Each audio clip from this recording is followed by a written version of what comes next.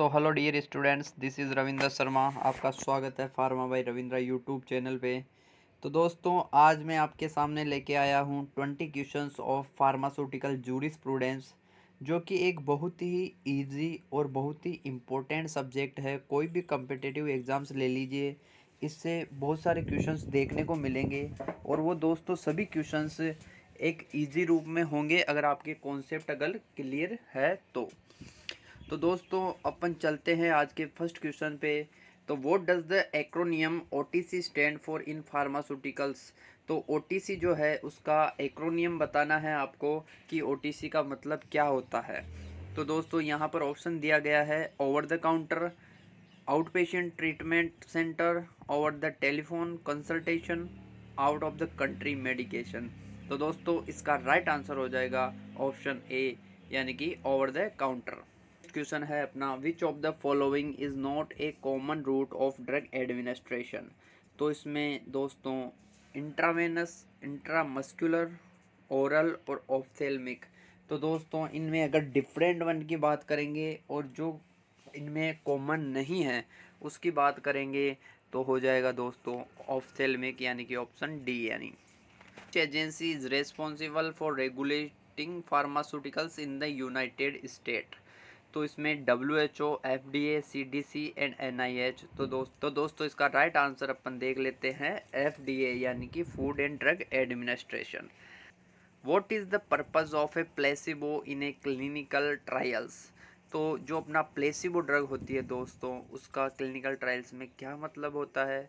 और दोस्तों आपको मालूम होगा कि प्लेसिबो का मतलब क्या होता है। एक डमी मेडिसिन होती है जो कि वो ड्रग फार्माकोलॉजिकली इनएक्टिव होती है, उसका कोई फार्माकोलॉजिकल इफेक्ट्स नहीं होता, बट वो साइकोलॉजिकली इफेक्ट करती है। यानी कि पेशेंट को थोड़ा साइकोलॉजिकल ऐसे हो जाता है कि हाँ अपन ने मेडिसिन ले ली, अब अपन ठीक हो जाएंगे।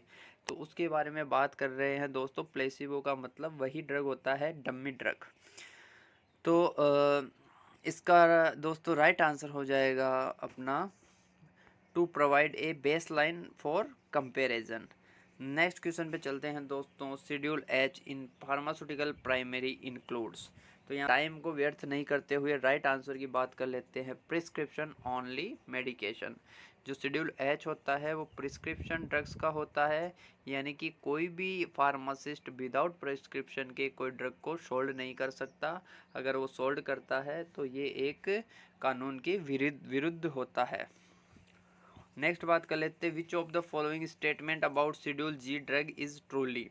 यानी शेड्यूल जी के बारे में पूछा गया है। शेड्यूल जी क्या है। तो यहाँ पर दोस्तों राइट आंसर है they are substance used in the manufacturing of drug. Next question पे चलते हैं दोस्तों। Schedule X drugs in India are. तो इसका क्या मतलब होता है शेड्यूल एक्स से, ये क्वेश्चन है। तो prescription drugs with strict regulation on their distribution and uses. ये एक्स जो होता है अपना नारकोटिक्स वगैरह से आता है। तो ये प्रिस्क्रिप्शन ड्रग्स होती है जो स्ट्रिक्टली रेगुलेटेड होती है, इनके डिस्ट्रीब्यूशन पे प्रोहिबिटेड रहती है। ये हर किसी को अपन इसको डिस्ट्रीब्यूट नहीं कर सकते। नेक्स्ट चलते हैं अपन, which schedule primarily consist of medication that are potentially habit forming and have है हाई पोटेंशियल फॉर एब्यूज़। तो इसका राइट आंसर दोस्तों हो जाएगा अपना शेड्यूल एक्स, यानी कि जिसकी अपन ने भी बात की थी। क्वेश्चन 9 की बात कर लेते हैं। The primary purpose of categorise drug into different schedules is to. तो इसका दोस्तों राइट आंसर अपन देख लेते हैं ऑप्शन सी, यानी कि control their manufacturing distribution and uses on their potential for abuse. What is the generic name for टाइलिनॉल। तो इसका राइट आंसर दोस्तों हो जाएगा एसिटामिनोफेन। नेक्स्ट क्वेश्चन पे चलते हैं दोस्तों। Which authority is responsible for regulating the import manufacturing distribution sale of drug and cosmetic in India under the drug and cosmetic act 1940। तो इसका राइट आंसर दोस्तों हो जाएगा अपना सीडीस्को, यानी कि central drug standard control organisation. Next question पे चलते हैं दोस्तों। According to the drug and cosmetic act 1940 which of the following statement about schedule H drug is accurate. यानी शेड्यूल एच ड्रग का अभी बात की थी अपन ने, जो प्रिस्क्रिप्शन ड्रग्स होती है, they are prescription drugs with strictly regulated on their sale and distribution.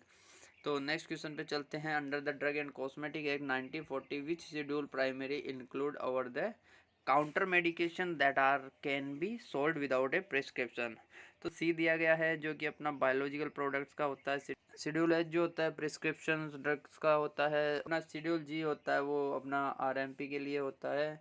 और ये जो यहाँ पे एक बच गया शेड्यूल के, यानी कि इसका राइट आंसर हो जाएगा शेड्यूल के। प्रोटीन की बात कर लेते हैं। According to the drug and cosmetic act 1940 which of the following actions Hire a drug manufacturing to obtain a license। तो इसका राइट आंसर हो जाएगा manufacturing and packaging pharmaceutical products. Next question पे चलते हैं। Which section of the drug and cosmetic act 1940 deals with the prohibition of manufacturing and sale of certain cosmetic containing substance harmful to health. तो इसका right answer दोस्तों हो जाएगा section 26A। Which act regulate the import manufacturing distribution and sale of the drug and cosmetics in India. तो इसका drug and cosmetic act 1940 हो जाएगा। Next question पे चलते हैं। Which act primarily deals with the regulation and registration of pharmacist in India. तो इसका right answer हो जाएगा फार्मेसी एक्ट 1948। क्वेश्चन 18 की बात कर लेते हैं। The act that governs the sale and distribution of narcotic drug and psychotropic substance in India. तो इसका राइट आंसर हो जाएगा दोस्तों narcotic drug and psychotropic substance, और ये एक्ट 1985 में आया था। नेक्स्ट क्वेश्चन के चलते हैं दोस्तों। Under which act is mandatory for manufacturing to obtain a licence before manufacturing pharmaceutical products.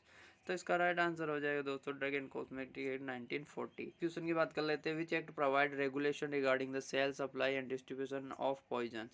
तो आंसर हो जाएगा दोस्तों पॉइजनस एक्ट 1990। तो दोस्तों ये थे आज के 20 क्वेश्चंस, मोस्ट इंपॉर्टेंट है अपने एग्ज़ाम को लेते हुए, और इनमें से कुछ क्वेश्चंस एग्ज़ाम में देखे भी जा सकते हैं, तो आप इनको अच्छे से रट लीजिएगा।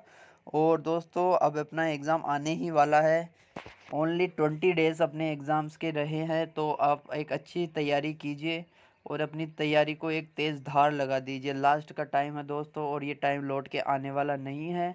तो दोस्तों बने रहिए अपने साथ में। तो इसी के साथ में धन्यवाद दोस्तों, आपका दिन शुभ रहे, और जय हिंद जय भारत।